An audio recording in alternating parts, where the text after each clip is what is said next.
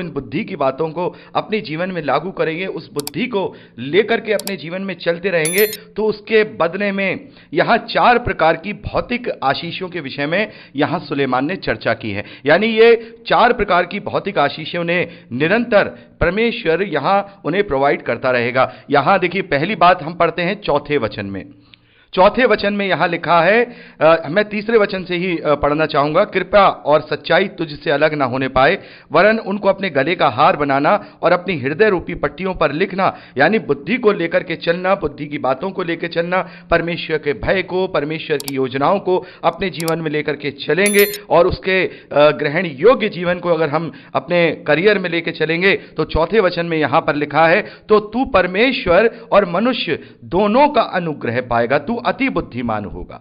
मेरे प्यारे बहनों, यहां पर जो अनुग्रह है, आप अनुग्रह को, जो उसका जो सही मायना होता है इंग्लिश में, अनुग्रह को हम ग्रेस कहते हैं, लेकिन यहां पर ये वो वाला ग्रेस वाला अनुग्रह नहीं है, ये ग्रेस वाला अनुग्रह नहीं है यहां, क्योंकि मनुष्य और परमेश्वर दोनों की बात हुई है। तो ये फेवर वाला अनुग्रह है। फेवर वाला मतलब हमेशा सबका फेवर मिलेगा, आप सबके फेवरेट रहेंगे, परमेश्वर की भी फेवरेट रहेंगे और मनुष्यों की भी फेवरेट रहेंगे। मनुष्यों का भी फेवर पाएंगे, परमेश्वर का तो पाएंगे ही पाएंगे, क्योंकि परमेश्वर के रास्ते पर कहे अनुसार जो हम अपने कार्यों को कर रहे हैं। तो यहां सबसे पहली जो आशीष हम देखते हैं वो ये है कि यदि हम अपने जीवन को इस तरीके से जिएंगे, तो ना केवल परमेश्वर का फेवर पाएंगे, बल्कि हम मनुष्यों का भी फेवर पाएंगे। मेरे प्यारे बहनों, यदि हम भलाई करेंगे, यदि हम संतुष्ट रहेंगे, यदि हमारे अंदर कोई लालच नहीं होगा, यदि हम अपनी संपत्ति का, अपनी उपज का हम जो हिस्सा है वो परमेश्वर को देंगे,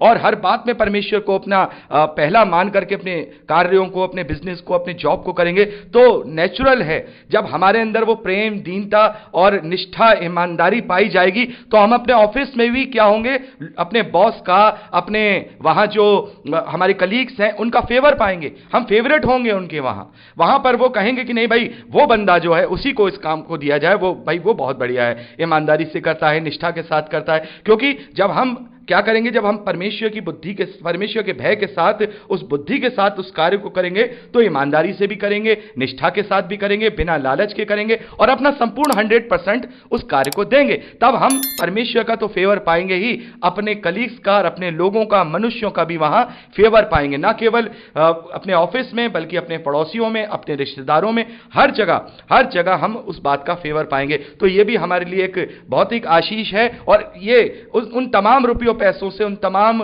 जो आडंबर की चीजें हैं जिनसे हमारा अभिलाषाएं बढ़ती हैं, उनसे बहुत अच्छी हैं। इनसे बहुत आनंद होता है कि जब आप, तो हम जानते हैं, हम मनुष्य, इन बातों को हम डिनाई नहीं कर सकते हैं, जब कोई हमारी तारीफ करता है या जब कोई हमें अच्छा कहता है, तो हमें अंदर से खुशी होती है। ऐसा कोई व्यक्ति नहीं है जिसे अंदर से अपनी तारीफ सुनकर बुरा लगता हो, ये नेचुरल है। तो यहां हमें ये पहली बात हम देखते हैं कि यदि हम परमेश्वर के भय को, बुद्धि को लेकर के चलेंगे, तो हम परमेश्वर का भी फेवर पाएंगे और मनुष्यों का भी फेवर पाएंगे। तो दूसरी बात यहां मेरे प्यारे भाई बहनों, यहां पर हम देखते हैं 16वें वचन में। 16वें वचन में यह लिखा है कि उसके दाहिने हाथ में दीर्घायु और उसके बाएं हाथ में धन और महिमा है। तो मेरे प्यारे भाई बहनों, यदि हम बुद्धि के साथ, परमेश्वर के डर के साथ, भय के साथ अपने जीवन को जिएंगे, तो अपने जीवन को हम एक अच्छे जीवन को जी करके, अपने इस धरती पर एक अच्छे संतुष्टि वाले जीवन को जी करके जाएंगे। वो बात अलग है कि हमारे जीवन में ताड़ना आ जाए या हमारे जीवन में परीक्षाएं आ जाए, तो हमें निराश नहीं होना है, हमें डरना नहीं है। वो भी परमेश्वर का प्रेम है जो हमें हमारे जीवन में आ रहा है। हो सकता है जैसे अभी हमने पढ़ा, ताड़ना, उसकी डांट 11वें और 12वें वचन में वो आ रही है, तो भी वो हमारे लिए बहुत आनंद का विषय है कि परमेश्वर ने अभी हमें छोड़ा नहीं। और कभी कभी परीक्षाएं भी आती हैं, ऐसा नहीं है हमारे जीवन में परीक्षाएं नहीं आती, परीक्षाएं आती हैं, विपत्ति सब पे आती हैं। ऐसा नहीं है कि हम अगर बुद्धि के साथ अपने जीवन में चल रहे हैं तो हमारे जीवन में कभी कोई तकलीफ नहीं आएगी, बीमारी नहीं आएगी या हमें प्रॉब्लम नहीं आएगी। आएगी। जो दाऊद है वो ये कहते हैं कि धर्मी जन पर विपत्ति पड़ती तो है, लेकिन जब वो अपने धीरज को प्रकट करता है तो परमेश्वर अपने धर्ममय दाहिने हाथ को बढ़ाकर उसको सब विपत्तियों से निकाल लेता है। तो जरूरत है जब वो जांच रहा है, जरूरत है जब वो डांट रहा है, क्योंकि दोनों बातें वो करेगा, वो डांटेगा भी और वो जांचेगा भी। डांटेगा कब? जब हम उसकी जो बुद्धि है, जो उसने हमें बुद्धि दी है, उसको छोड़, परमेश्वर को छोड़, शैतान की बातों की तरफ लगने की कोशिश करने लगेंगे तो वो डांटेगा भी।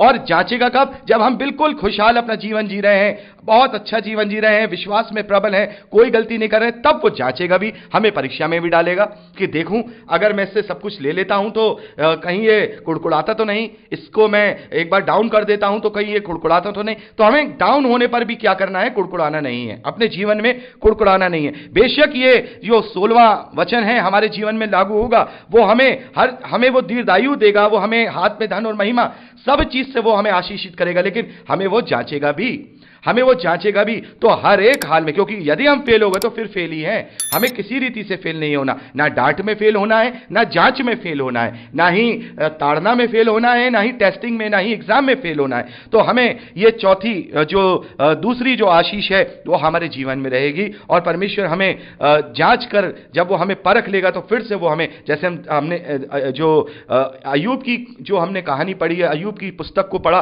कि कैसे परमेश्वर ने उसे जांचा, परमेश्वर ने उसे परीक्षा में डाला, और फिर दुगनी आशीष, दुगनी भौतिक आशीषों से उसको आशीषित कर दिया है। तो ये सारी चीजें भी हमें देखनी होंगी। मेरे प्यारे भाई बहनों, आज आप लोग सोच रहे होंगे कि ब्रदर जेम्स कैसी बातें कर रहे हैं, हमेशा आत्मिक बातें करते थे, आज फिजिकल बातें कर रहे हैं। तो मैं ये नहीं कह रहा हूं कि ये आत्मिक बातें नहीं होंगी, वो अपनी वो तो है ही, हमारी फर्स्ट प्रायोरिटी है, लेकिन ये भी एक जीवन का एक सार है कि परमेश्वर अपने लोगों को संभालता है। ऐसा नहीं है वो नहीं देता, लेकिन हम लोगों ने क्या कर लिया है? हम लोगों ने केवल इन्हीं को पहला स्थान दे दिया है। ये तो मैं हमेशा कहता हूं, ये तो कॉम्प्लीमेंट्री है, मेन कोर्स तो परमेश्वर के स्वर्गीय आशीषें हैं, लेकिन ये भी मिलती हैं। प्रभु ने तो कहा है ना, पहले उसके धर्म और राज की खोज करो, तमाम धरती की आवश्यक वस्तुएं जिनके पीछे ये गैर जो अविश्वासी हैं वो भागते रहते हैं, तो मैं वैसे ही मिल जाएंगी। तो हमें इनके पीछे भागना नहीं है। यहां पर भी सलाह हमें यही सुलेमान ने दी है कि परमेश्वर जब तुम्हें दे तो पागल मत हो जाना, दीवाने मत हो जाना,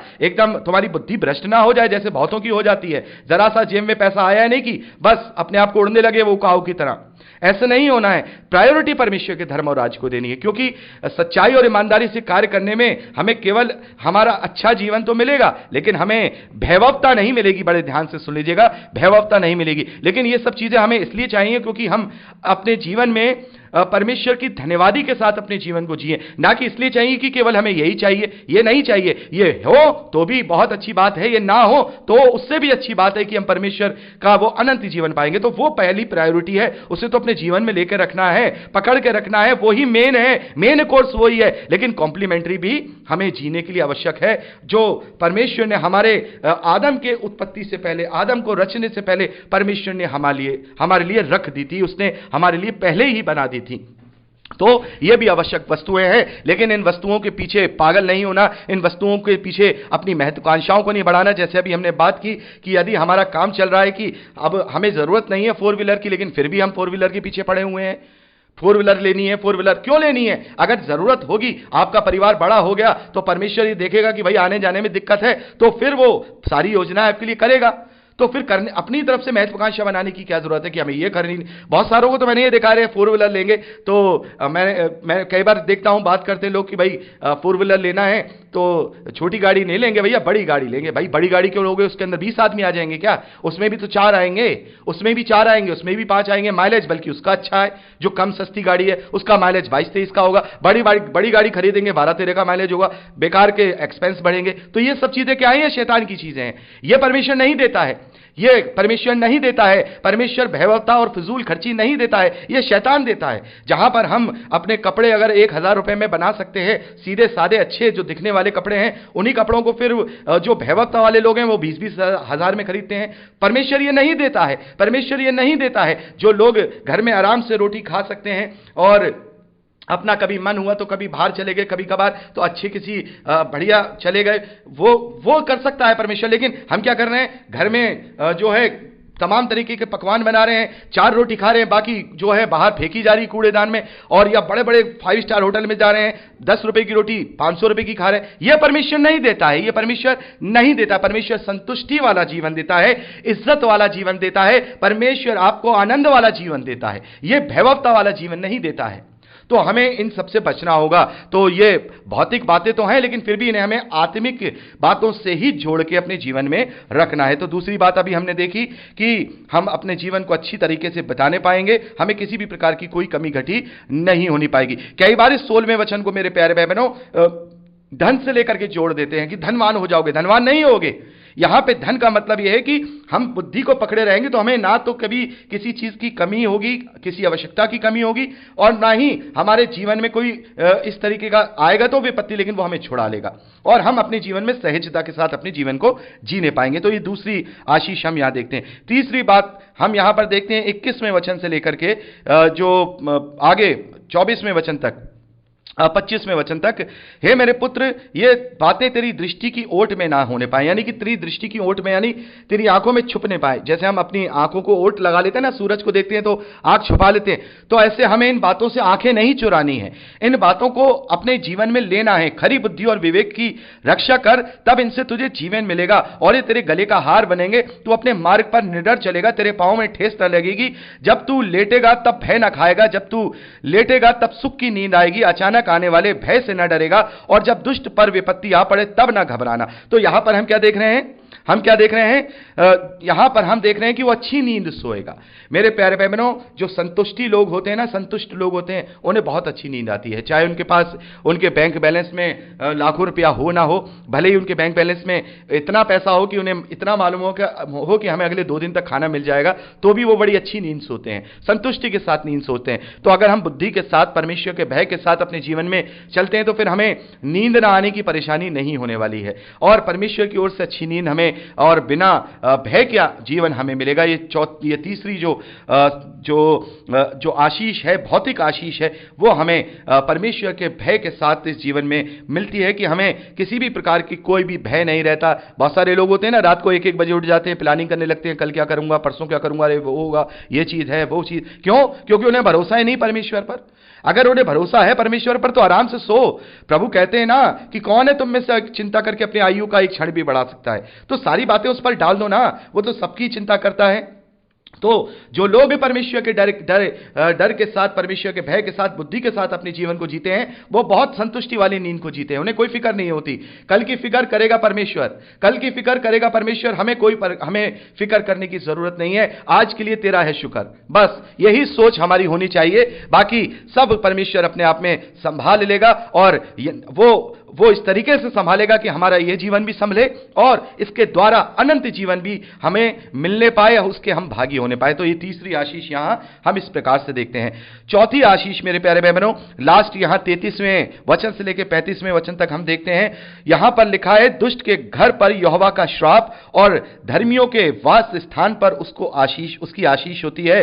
ठट्टा करने वालों से वह निश्चित ठट्टा करता है और दीनों पर अनुग्रह करता है। बुद्धिमान महिमा को पाएंगे और मूर्खों की बढ़ती अपमानी की ही होगी। तो मेरे प्यारे भाई बहनों, जो लोग परमेश्वर का भय रखते हैं, उनके वास स्थान पर परमेश्वर की आशीष होती है। आशीष कैसी? धन दौलत वाली आशीष नहीं, संतुष्टि वाली आशीष।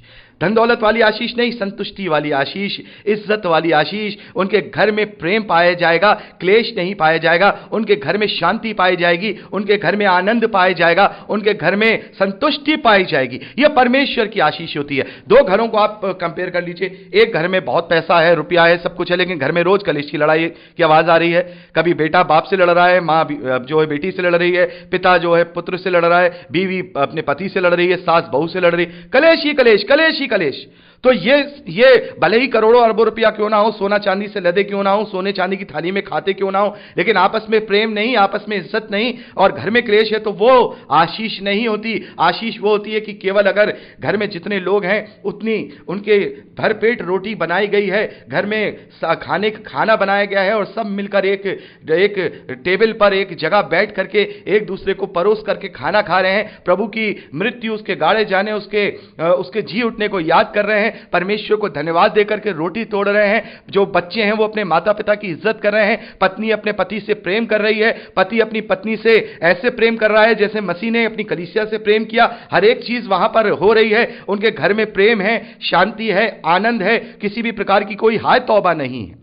यह वो आशीष होती है मेरे प्यारे भाई बहनों, जिसमें धन तो बहुतायत से नहीं होता, लेकिन परमेश्वर का स्वर्गीय धन बहुतायत से होता है। आशीष वो है जब हम घर में शांति के साथ एक दूसरे से प्रेम से बैठ करके बातें करते हैं। बहुत सारे घरों में तो यह भी नहीं पता होता कि बेटा कहां गया है, कब आया, किस जगह गया, बेटी कहां थी, किससे मिली, कब गई, कहां आई, कुछ नहीं पता।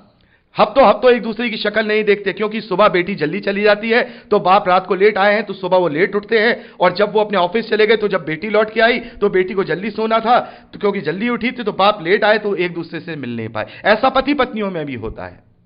तो आशीषित वो हैं जो अपने परिवार में खुशी के साथ, आनंद के साथ, परमेश्वर के धन्यवादी के साथ रोटी को तोड़ते हैं। तो मेरे प्यारे भाई बहनों, इस तीसरे अध्याय को मैंने आपको बहुत ही एक्सप्लेनेशन के साथ यहां आपको यह समझाया है, सिखाया है, ताकि जब कभी हम अपने जीवन में भौतिक आशीषों को गेन करने के लिए, भौतिक वस्तुओं को गेन करने के लिए अपने जीवन में प्रयास करें, तब इन बातों का जरूर ध्यान रखें। 5 सलाहें हमने देखी और 4 प्रकार की हमने आशीषें यहां हमने देखी हैं। तो यहां इस प्रकार से हमने तीसरे अध्याय का अध्ययन कंप्लीट किया है, और आगे हमें अच्छे से हम स्किप करने पाए, इसलिए मैंने यहां पहले ही इसको डिटेल से अध्ययन कर दिया है, ताकि बहुत सारी बातें आगे हम स्किप कर सकेंगे। तो मेरे प्यारे भाई बहनों, यहां हमने तीसरे अध्याय को कंप्लीट किया।